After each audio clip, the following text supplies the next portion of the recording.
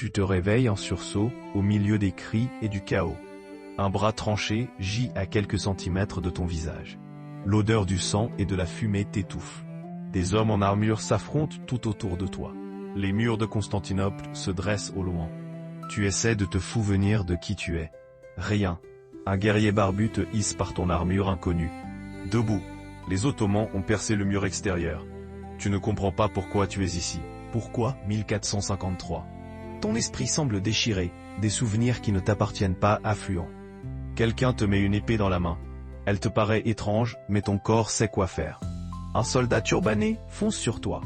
Ton bras bouge sans que tu le veuilles. La lame tranche sa gorge. Son sang éclabousse ton visage. Tu fixes tes mains tremblantes. Ce ne sont pas tes mains. Ce n'est pas ton corps. Par flash, tu te souviens d'un laboratoire, d'un lien neural, d'une technologie d'immersion historique. L'expérience a marché. Murmures-tu, alors que des tirs de canon éclatent.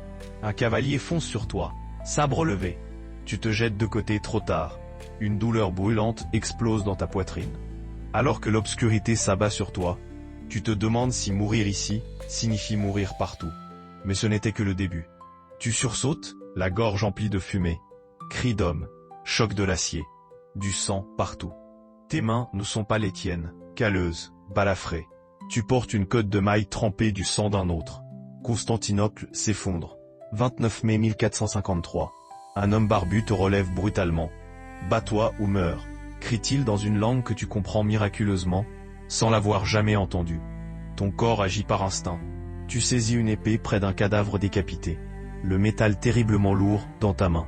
Des soldats ottomans déferlent à travers les brèches du mur comme des fourmis. Leurs lames courbes captant la lumière du matin.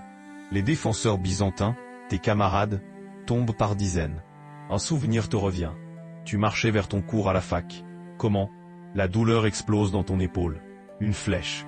Tu t'effondres contre une pierre qui s'effrite, tandis que les puissants murs théodosiens, jadis imprenables, s'effondrent autour de toi. Le ciel devient rouge. Les cloches des églises sonnent frénétiquement. Femmes et enfants fuient vers des ports déjà en flammes. Ton corps sait se battre, mais pas ton esprit. Tu pars un coup, repousses l'ennemi, sens ta lame s'enfoncer dans la chair. La sensation est affreusement familière. Alors que l'obscurité t'engloutit à nouveau, une voix chuchote, convergence réussie. Début de calibration de la ligne temporelle secondaire. Mais ce n'était que le début.